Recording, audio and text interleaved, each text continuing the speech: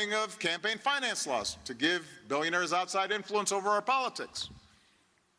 Systematically attacked voting rights to make it harder for young people and minorities and the poor to vote.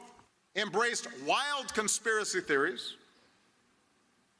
like those surrounding Benghazi. Former President Obama slamming GOP lawmakers over what he says is their obsession with the Benghazi attack, calling it a wild conspiracy theory.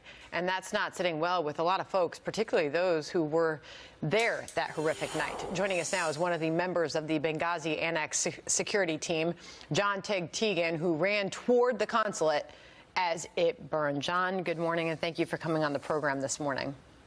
Good morning. Thank you for having me. How did the former president's comments there sit with you? You know, it's really not shocking coming from them because it's what they've been doing the whole time. They try to deflect, they try to rewrite everything to make sure it fits their agenda. You know, it's definitely reckless and very disrespectful to the family members. You know, if you don't, everybody remembers, you know, they lied to them on the tarmac because their bodies were being brought home about the attack and what happened and why it happened. But again, if it's a conspiracy of what happened there, once you go and ask the family members, you know, how Ron and them feel, because, you know, they can't tell you exactly how they feel because it's not a conspiracy. What happened is what happened.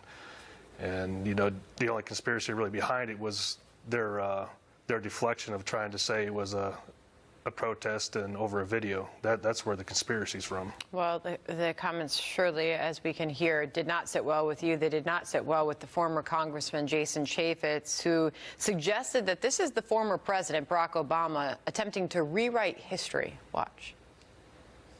It was President Obama that took the United States into war with Libya, and in an interview with Chris Wallace on Fox News, President Obama said the worst mistake of his presidency was dealing with the aftermath of Libya. Nobody on the campaign trail brought this up except President Obama, and he is fundamentally and totally and wholly wrong. And people like Tonto and Tig and these people who put their lives on the line and saved dozens of people, shame on the president for saying that. And, of course, he is referencing Chris Tonto Pronto, one of the heroes from that night who watched his friends die.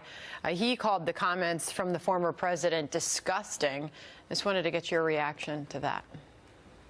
I mean, it is totally disgusting. I mean, we sat there, you know, for 8 hours direct contact with an enemy, 13 hours overall, and, you know, we're sitting there waiting for support. I mean, Ambassador Stevens was expecting support, at least some kind of backup, and, you know, they call him his friend, and, you know, they didn't do anything. You know, it's just a lack of leadership and understanding of the situation that was going on over there. They had Marines that were ready to go, make them changing on a uniform 3 times. You know, their leadership is, I mean, I wouldn't call it a leadership. It was a totally lack of a leadership, and the comprehension of the situation on the ground, they just didn't have it, or they just didn't even care. You know, Obama's probably more worried about getting reelected than helping us. And the same with Hillary Clinton. She was more worried about her next run when she was going to run for office once he was done.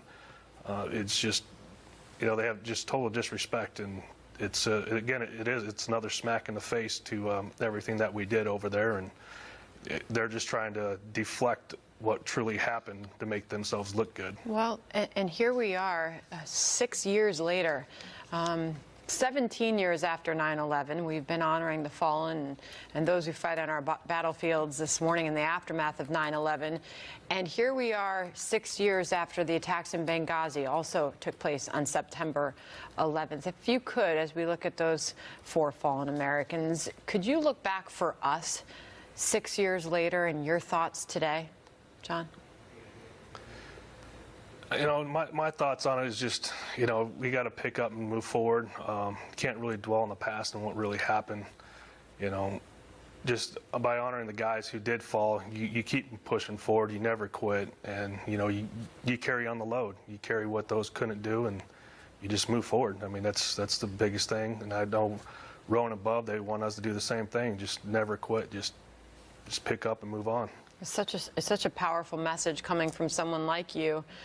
Who was right there. What is your message? How do you move forward?